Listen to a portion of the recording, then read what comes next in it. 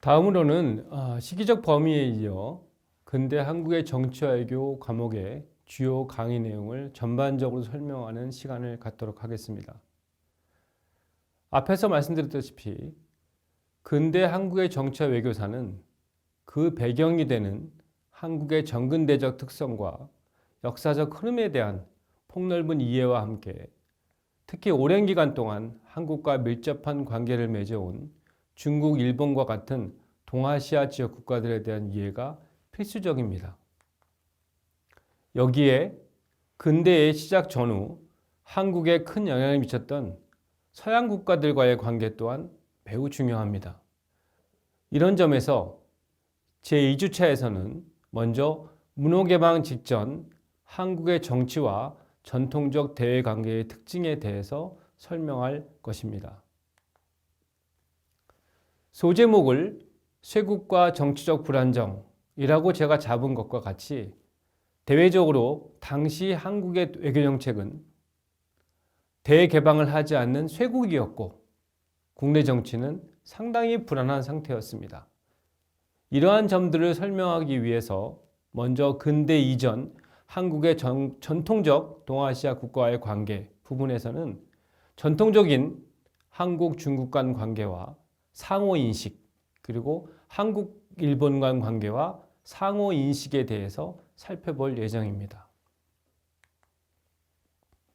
다음으로 문호개방 직전의 한국의 대내 정책 부분에서는 문호개방 직전 서양 세력의 한국 침투의 역사를 소개하고 소위 세도 정치로 대표되는 국내 정치적 불안정에 대해서 강의할 것입니다.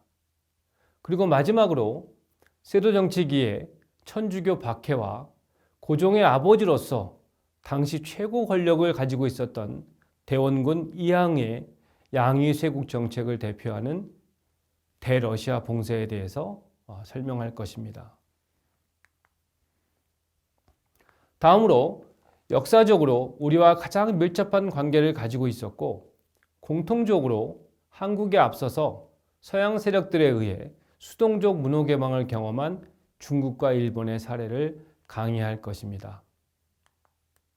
이를 위해 아편전쟁이 일어난 1840년부터 1869년까지 진행된 중국의 문호개방 과정에 나타난 특징을 수동적 갈등적 문호개방이라고 제가 정의하는 한편 1853년 미국 페리 제독 방문을 계기로 1854년부터 1858년까지 문호개방을 경험한 일본의 경우에 대해서는 수동적 평화적 문호개방으로 규정하였습니다.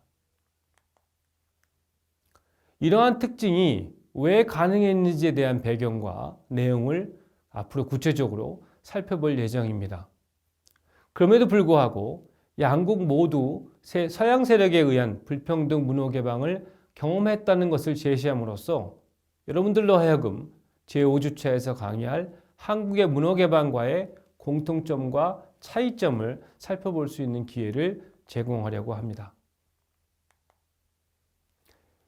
이와 함께 중국과 일본의 문호개방의 배경과 과정, 특성을 각각 설명하는 한편 문호개방에 대한 각국의 국내적 대응 방식에 대해서도 구체적으로 강의할 예정입니다. 먼저 중국의 경우에는 1860년대 중반 태평천국운동 이후 시작되어서 1895년 청일전쟁에서 패배까지 진행된 양무운동이 설명될 것입니다. 일본의 경우에는 1868년 명치유신, 이른바 메이지 유신이라고 하죠. 명치유신 이후에 근대적 개혁 작업과 함께 1870년대 중반까지 명치 정부 내에서 진행된 소위 정한론. 이 정한론이라는 것은 한반도를 정벌하자 또는 한국을 정벌하자라는 뜻이죠. 그 정한론을 둘러싼 갈등에 대해서 살펴볼 것입니다. 이를 통해 문호개방기 동아시아 국가들 내에서 벌어진 많은 정치외교적 사건들을 종합적으로 정리해서 근대 한국의 정치외교 강의를 좀 더 총체적으로 여러분들이 접근할 수 있도록 도와줄 생각입니다. 이번 차시는 여기서 마치도록 하겠습니다.